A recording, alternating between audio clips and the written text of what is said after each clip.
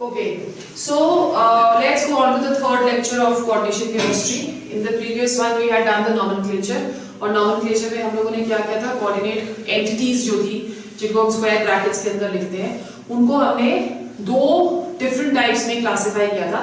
One in which the coordinate entity that is going to be cationic, which means it is going to bear a positive charge, and the other one that is going to be anionic, which means it's going to bear a negative charge. Now when it is bearing a positive charge, that is the species that is going to be cationic over here, in that case the name of the central metal atom that is going to remain as same. For example, copper will remain copper, iron will remain iron, okay, silver will remain silver, and so on. But if we are doing the nomenclature of anionic species in which the coordinate sphere or the coordinate entity that is going to get a negative charge, in that case the central metal atom, the name of that is going to end in ate. For example, copper will become cuprate, iron will become ferrate, silver will become argentate, right? That is because in that case we are going to name the positive entity first, and the positive entity is going to be placed on the left hand side of the coordinate entity, which is going to be again a metal. For example, we have K4, FeCN6, right? So in that case the name that is going to be, because potassium is the positive entity over here, potassium will get the name as it is potassium, and then the ligands over here, second name is going to be the ligand. So we have hexacyano and then ferrate and then the oxidation number of the central metal atom. So this is what we had done in our last lecture. Today we are going to go on to Werner's coordination theory. In fact, Werner's coordination theory, it was the first successful theory which was given about the formation of any coordinate complex, the bonding in between them, and the physical, chemical and various other properties were discussed on the basis of this theory. Werner was a scientist who first successfully gave us the explanation of the coordinate compounds, and he also got a Nobel Prize for that, right? So when we're talking of coordination compounds, all the coordination compounds, they are going to be stable in nature. What are going to be the important postulates of Werner's theory? When we're talking of important postulates of Werner's theory, according to him, every coordinate complex, every element in the coordinate complex, every central metal atom in the coordinate complex, every central metal atom in the coordinate complex has two types of valencies. One which is known as the primary valency, and the second which is known as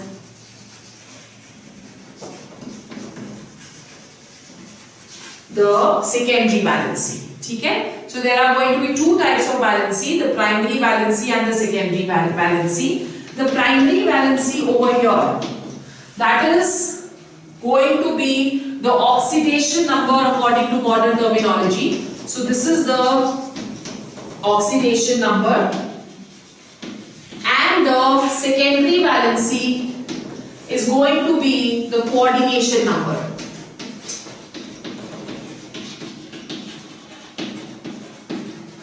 Right? Now the oxidation number means what? The oxidation number is also known as ionizable valency, because according to this we will calculate the oxidation number of the central metal atom according to the negative charges or the positive charges which are going to be present in the coordinate complex. The coordination number is going to be non-ionizable, right? So it does not ionize at all. Then it is seen that the secondary valency and the primary valency both have to be satisfied by the central metal atom. Let's say that when we are talking of primary valency, it is seen that the primary valency that is going to be satisfied by negative ions.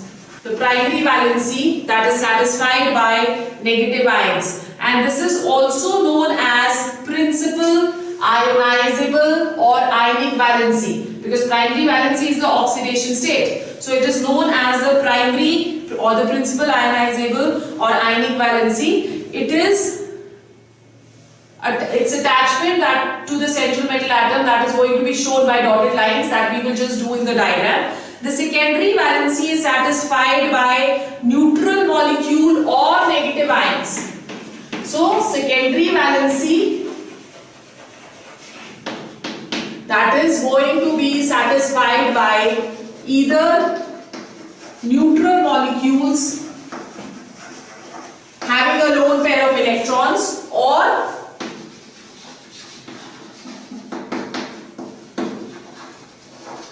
negative ions, either of the two.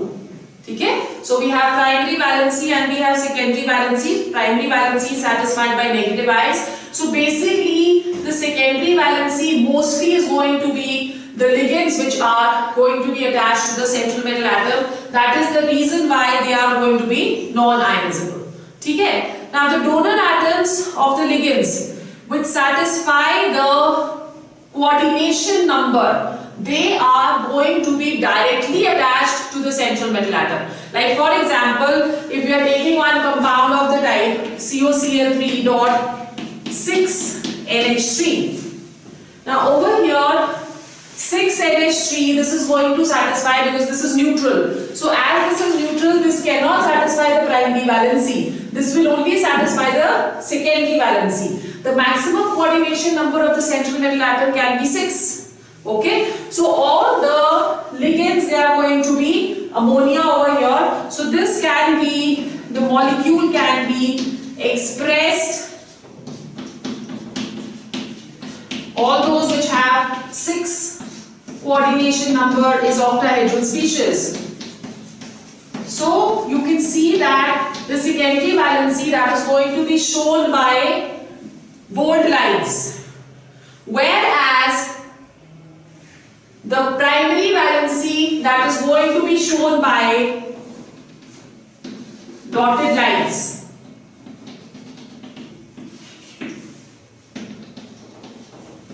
So over here chlorine, that is going to be the counter ion which is satisfying the primary valency, and ammonia is going to be the neutral atom or the ligands which is satisfying the secondary valency. Okay, now every central metal, that is going to have a fixed number of coordination number. As I just told you, like cobalt, platinum, they have coordination number of 6, whereas copper may have coordination number of 4, nickel may have coordination number of 4. Okay? So for every central metal atom, the number of, or the coordination number, that is going to be fixed. And it is seen that every element that tends to satisfy both primary as well as secondary valency. So let's take a few examples over here. Both the valencies, they have to be satisfied. This is the second postulate of Werner. Both the valencies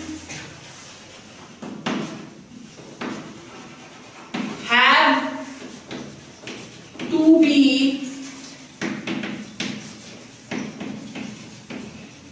satisfied by every element. Okay, like for example, we have PtCl4 dot 6NH3. Again, the oxidation number of platinum, that is going to be 6. So this can be written as the non-ionizable valency, which is the coordination number in brackets, and the ionizable valency outside the bracket. So this is going to be the coordinate entity and this is going to be the counter ion. Okay, similarly if we have PtCl4 dot 5NH3. Now you can see over here that the number of amine molecules, they are only 5, but the coordination number of platinum, that is 6. That means one of the chlorine, that is going to satisfy both the primary as well as the secondary valency.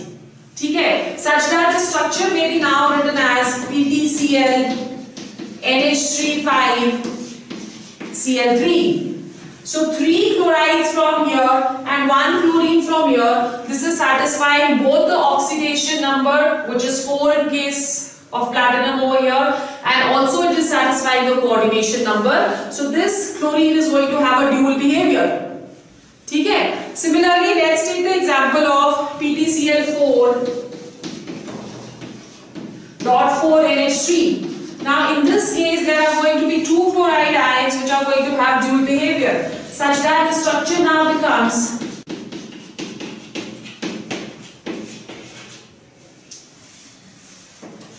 Cl2.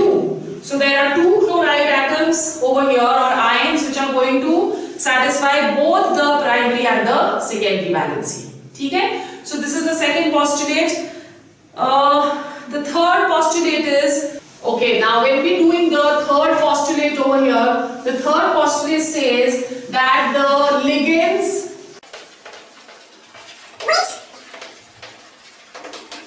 satisfy the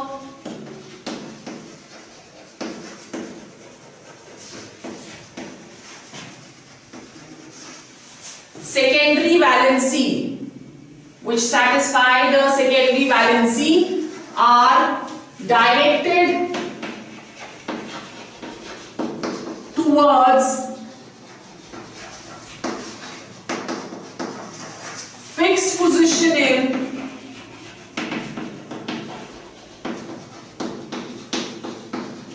space, which means that this is going to determine the geometry of the complex. So therefore it is seen that the geometry of any complex will depend upon the coordination number and not the oxidation number. Okay, for example, if we have octahedral, that means for octahedral there should be 6 ligands present, and if there are 6 ligands present, the coordination number is going to be 6. So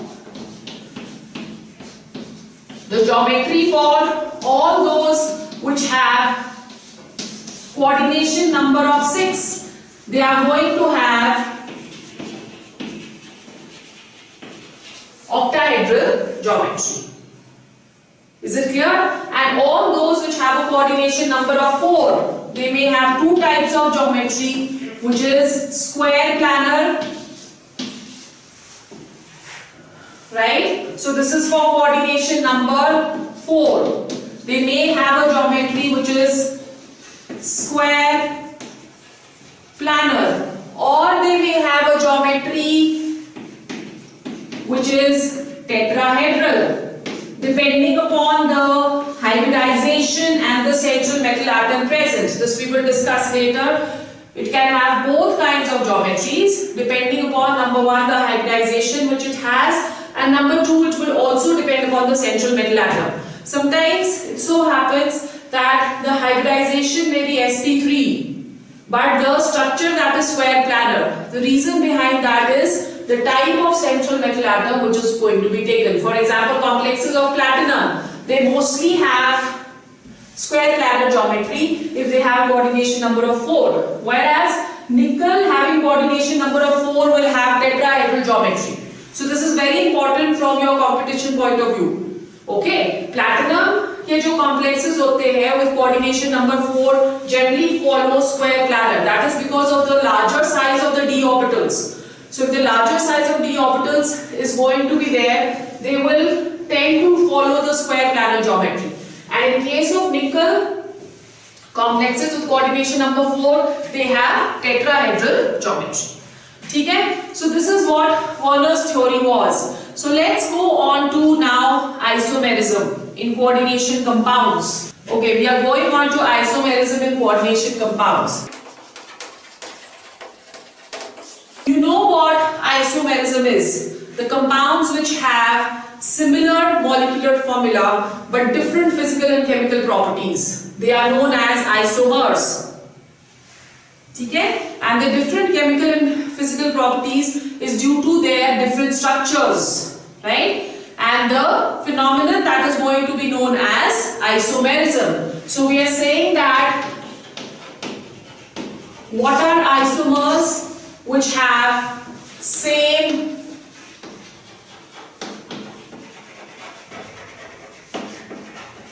molecular formula, but they are going to have different structural formula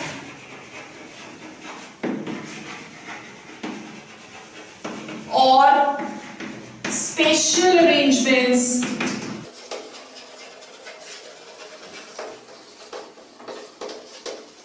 of ligands. ठीक है? They are going to have different structural formula or spatial arrangement of ligands, different spatial arrangement. It means that they are going to have different physical and chemical properties. Depending upon whether the structural formula is different or the spatial arrangement is different, we classify isomerism into two types. We are going to discuss the first type today, which is structural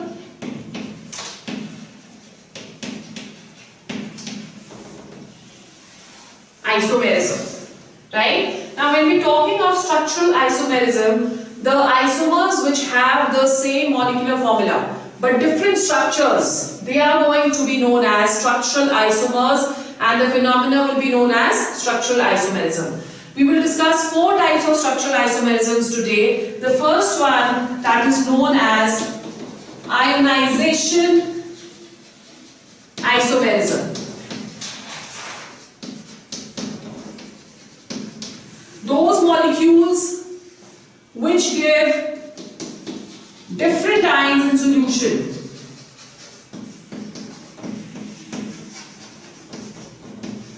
Which gives different ions in solution, they are known as ionization isomers, or in different words or in simple words, we say that in this case the counter ions are different.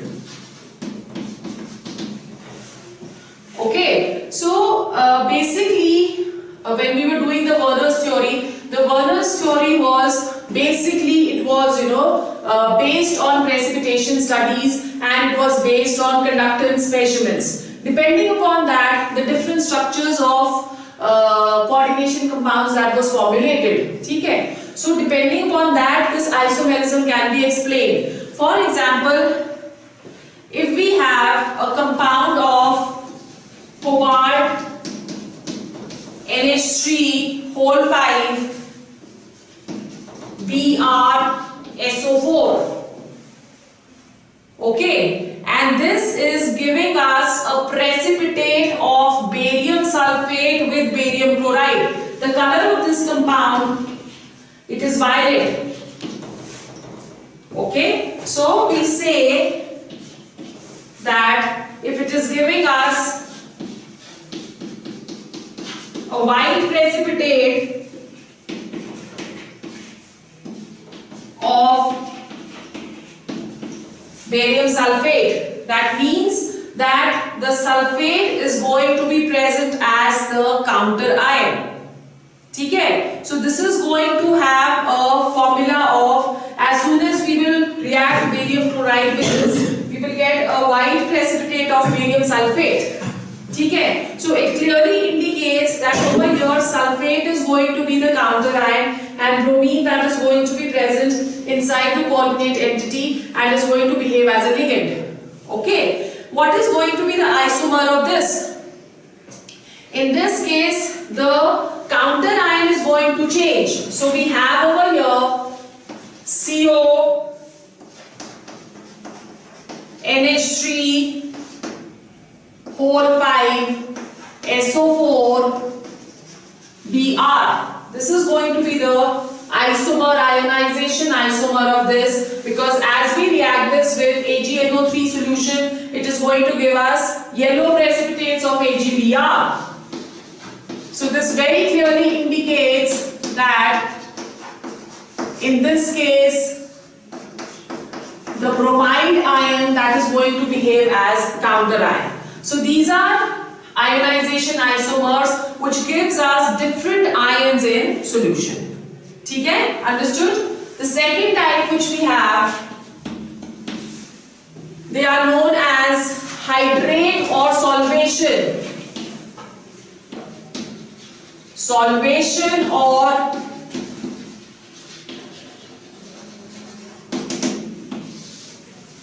hydrate isomerism. Solvation or hydrate isomerism give us different water molecules present inside and outside the coordinate entity. Okay, for example, we have Cr H2O whole 6 Cl3. Now this compound, it is violet in color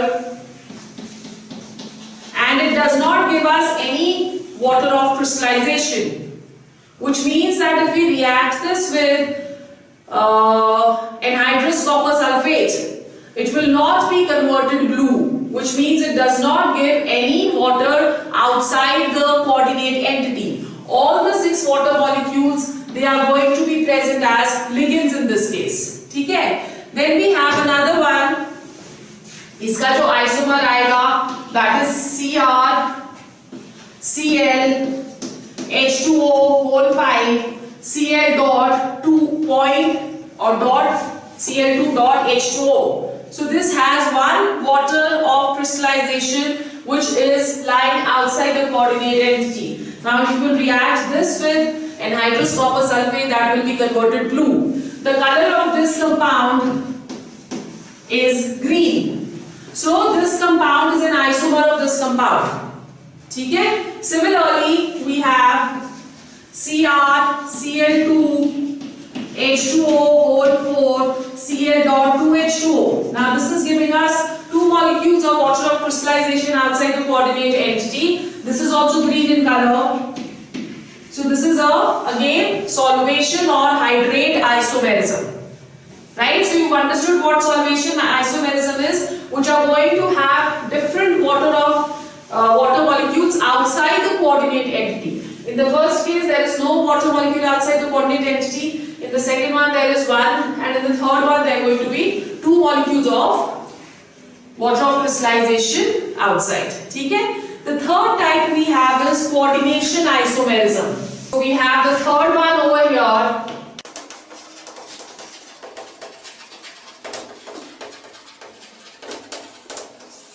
Coordination isomerism. Now what is coordination isomerism? In this case, both cationic and anionic species are present. We've spoken of these in which there are 2 coordinate entities present. Now the ligands which are attached to the metals in both the coordinate entities, they are going to be different. For example, if we have platinum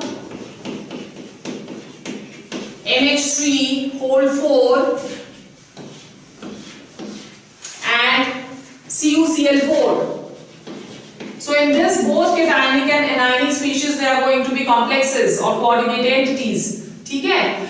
Over here, exchange of ligands is going to take place. So the isomer of this compound is going to be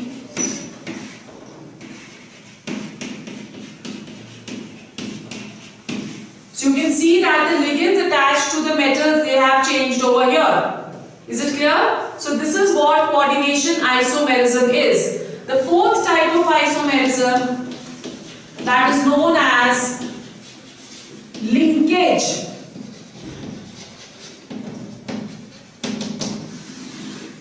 Linkage isomerism. Linkage isomerism is a special isomerism which is only found in embedded ligands. We know what embedded ligands are, which can connect or which can bond to the central metal atom through 2 different donor atoms, but they are examples of monodentate. For example, we have cyano. So if the linkage is through carbon, then this is known as cyano. But if the linkage is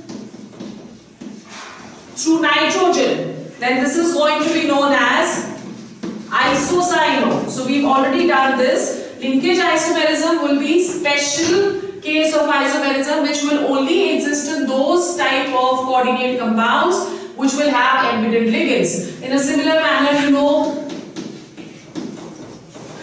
NO2, nitro. So if nitro is combining through nitrogen, this is known as nitrito N. And if it is combining through oxygen, then this is known as nitrito O. Okay? Then the next type of isomerism which we have, that is known as isomerism. The next isomerism which we have, that is known as polymerization isomerism. Now this type of isomerism exists in compounds having same stoichiometric composition but different molecular composition, which means they may exist in polymeric form. For example, if we're talking of a complex of platinum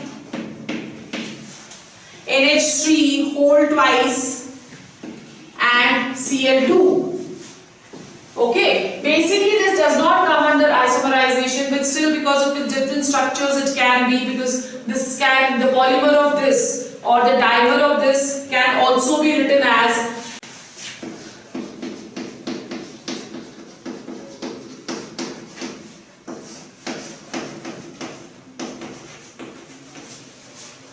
right. So this is how they are going to exist in polymeric form. So molecular compositions, they are going to be you can say that simple multiple of simplest stoichiometric arrangement. You can see over here, this is the simplest stoichiometric arrangement. That is going to be multiple. So if you are dividing, multiplying this formula by 2, we are going to get this. It's not essential that this is going to behave as a monomer, but it's just a multiple of the simplest stoichiometric compound which is going to exist.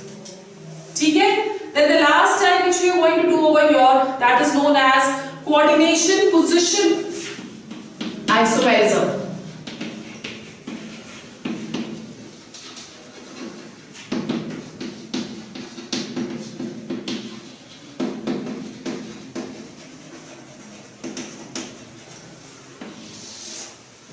Coordination position isomerism. This type of isomerism that is exhibited by polynuclear complexes. Bridging complexes हमने करे थे ना, by changing the position of ligands. Okay, so we're going to change the position of ligands over here, and they are generally found in the bridging compounds. So let's take an example over here. We have a bridging compound CO NH2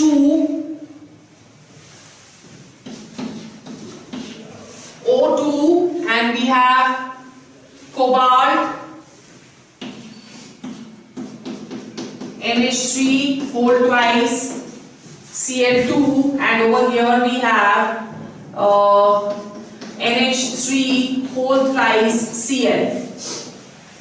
Right? So if you're looking at this side, on the left hand side, the position of ligands is there are 3 amines and 1 chlorine present. On the right hand side, we have 2 amines and 2 chlorines present. So in this isomer, the position of the ligands that will change, such that the isomer of this now becomes, we have CO NH2 O2 CO, and we have over here, this shifts this side, we have NH3 whole thrice Cl, and on this side we are going to have,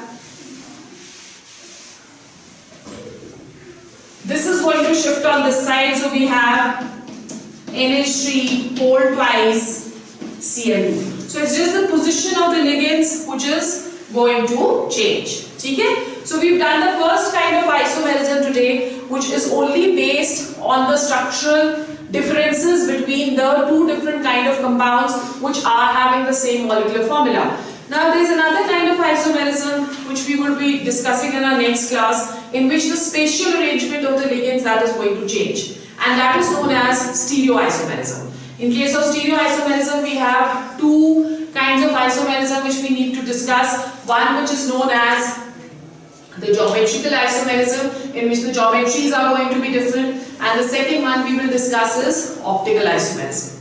Is it clear? So this is, with this we finish today's lesson. Tomorrow we are going to do the isomerism which is left, and we will also start with our next topic, that is bonding and coordination compounds, in which we have to discuss two theories. One is the valence bond theory, and the other one that is going to be CFT, crystal field theory. Okay?